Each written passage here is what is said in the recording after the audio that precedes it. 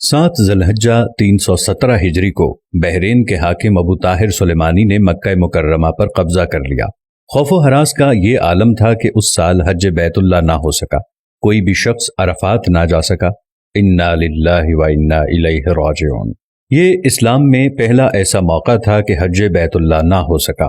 اسی ابو طاہر نے حجر اسود کو بیت اللہ سے نکالا اور اپنے ساتھ بحرین لے گیا۔ پھر بنو عباس کے خلیفہ مقتدر نے ابو طاہر سے معاہدہ کر کے فیصلہ کیا اور 3000 دینار دیا اور حجر اسود خانہ کعبہ کو واپس کیا گیا۔ یہ واپسی 339 کو ہوئی، گویا کہ 22 سال خانہ کعبہ حجر اسود سے خالی رہا۔ جب فیصلہ ہوا کہ حجر اسود کو واپس کیا جائے گا تو اس سلسلے میں خلیفہ وقت نے ایک بڑے عالم محدث عبداللہ کو حجر اسود کی وصولی کے لیے ایک وفد کے ساتھ بحرین بھجوایا۔ یہ واقعہ علامہ سیوطی کی روایت سے اس طرح نقل کیا گیا ہے کہ جب شیخ عبداللہ بحرین پہنچے تو بحرین کے حاکم نے ایک تقریب کا اہتمام کیا اور ان کو بتایا گیا کہ اس تقریب ہی میں حجر اسود کو ان کے حوالے کیا جائے گا۔ اب انہوں نے ایک پتھر جو خوشبودار تھا خوبصورت غلاف سے نکالا گیا کہ یہ حجر اسود ہے، اسے لے جائیں۔ محدث عبداللہ نے فرمایا کہ نہیں، بلکہ حجر اسود میں 2 نشانیاں ہیں، اگر اس میں یہ نشانیاں پائی جائیں تو یہ حجر اسود ہوگا، ورنہ یہ حجر اسود نہیں ہے۔ ایک تو یہ کہ حجر اسود ڈوبتا نہیں ہے، دوسرا یہ کہ آگ سے بھی گرم نہیں ہوتا۔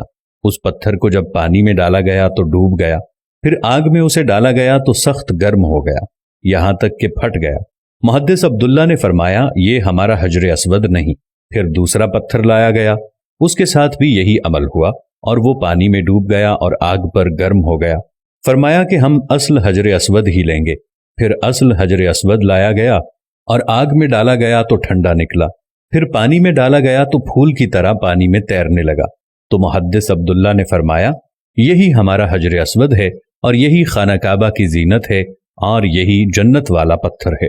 اس وقت ابو طاہر نے تعجب کیا اور پوچھا کہ یہ باتیں آپ کو کہاں سے ملی ہیں؟ تو محدث عبداللہ نے فرمایا کہ یہ باتیں ہمیں جناب رسول اللہ صلی اللہ علیہ وسلم سے ملی ہیں کہ حجر اسود پانی میں ڈوبے گا نہیں اور آگ سے گرم نہیں ہوگا، کیونکہ یہ پتھر جنت سے لایا گیا ہے اور اس پتھر کی یہ خاص خصوصیات ہیں کہ نہ ہی یہ پانی میں ڈوبے گا اور نہ ہی یہ آگ سے گرم ہوگا۔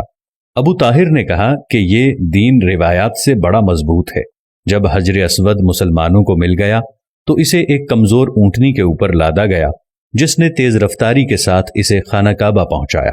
اس اونٹنی میں زبردست قوت آ گئی کیونکہ حجر اسود اپنے مرکز بیت اللہ کی طرف جا رہا تھا، لیکن جب اسے خانہ کعبہ سے نکالا گیا تھا اور اسے بحرین کی طرف لے جا رہے تھے تو جس اونٹ پر لادا جاتا تھا وہ مر جاتا، حتیٰ کہ بحرین پہنچنے تک 40 اونٹ اس کے نیچے مر گئے اور ایک کمزور سی اونٹنی نے بحرین سے واپس بیت اللہ کی طرف وہ سفر بہت آسانی سے طے کر لیا۔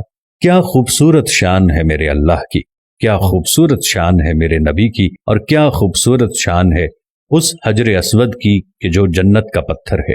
اللہ تعالی ہم سب کو، آپ دیکھنے والوں کو، تمام کو حجر اسود کی زیارت نصیب فرمائے، ہم سب کو خانہ کعبہ کی زیارت نصیب فرمائے، آمین ثم آمین۔